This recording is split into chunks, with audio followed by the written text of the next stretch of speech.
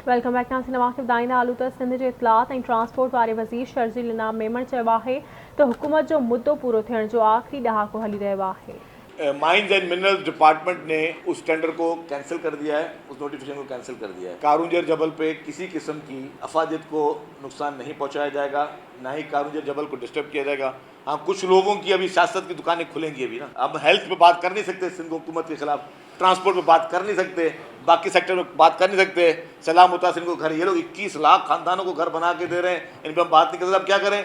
अब कोई और इश्यूज क्रिएट करें। जो कुछ वो पॉलिटिकल पार्टीज जो हमेशा से जिनको रुसवाई हासिल हुई है क्योंकि उनकी बैड परफॉर्मेंस की वजह से, अवाम से डिस्कनेक्शन की वजह से, अवाम की कभी अनुशासन नहीं किया। एक वो जागेंगी पॉलिटिकल पार्टीज, कुछ वो उनका गठजोड़ बनेगा, कुछ हमारे और दोस्त भी उसमें मिलकर जो है वो करेंगे। कल भी मुझे पता चला कि जी किसी ने कोशिश की कि सियासत चमका इसी कारूंजर के इशू पर, लेकिन पीपुल्स पार्टी की सिंध हुकूमत हमेशा उसकी प्रायोरिटी एक ही रहेगी कि अवाम के को रिलीफ देना, अवाम की जायज चीजों की हिफाजत करना, अवाम के लिए जितना भी रिलीफ है वो पहुंचाना। थरकोल का काम जो है वो पाकिस्तान पीपुल्स पार्टी की सिंध हुकूमत ने, शहीद मोहतरमा बेनजीर भुट्टो साहिबा ने सबसे पहले ये ख्वाब देखा था कि हम सिंध से कोयला निकालें और सिंध के कोयले से जो है हम बिजली बनाएं और पूरा मुल्क में सस्टेन करें। आज पूरी दुनिया की स्टडी ये कहती है, पूरे पाकिस्तान की स्टडी कहती है कि सबसे बेहतरीन दोबारा से आ गए।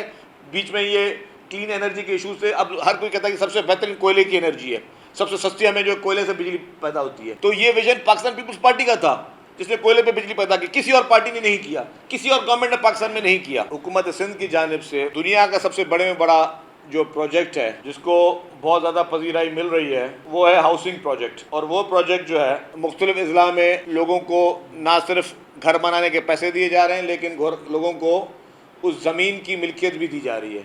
और उसमें लाड़काना में चेयरमैन बिलावल भुट्टो जरदारी साहब और वज़ीर आला सिंध ने पर्सनली लोगों को सनतें दी। पूरे सिंध भर में जहाँ जहाँ पर लोगों के घर गिरे थे वहाँ पाकिस्तान पीपुल्स पार्टी की हुकूमत सिंध भर में लोगों को पैसे दे रही है कि ये अपने घर बनाएं, और लोगों को ज़मीन का टाइटल दे रही है कि भाई आप ये ज़मीन के मालिक भी, जहाँ पे भी जो लोग सरकारी ज़मीनों पे बैठे हुए थे कि सरकारी ज़मीन की मिल्कियत भी आपके पास। तो 21 लाख लोगों को ये प्रोसीजर के ज़रिए ये चीज़ें दी जाएंगी।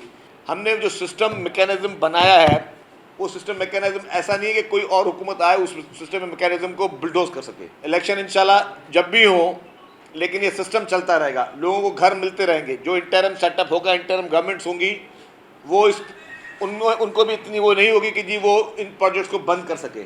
जो हमारी नई बसेस अभी आई थी, एक हफ़्ता पहले ही पोर्ट से निकली हैं, उन बसेस में हमने शुरू किया है खोखरा पार से सरदार लकी स्टार वाया सऊदाबाद, काला बोर्ड, कायदाबाद, लांडी, कोरंगी, कयूमाबाद, FTC, सदर लकी स्टार। ये 35 किलोमीटर लंबा रूट है।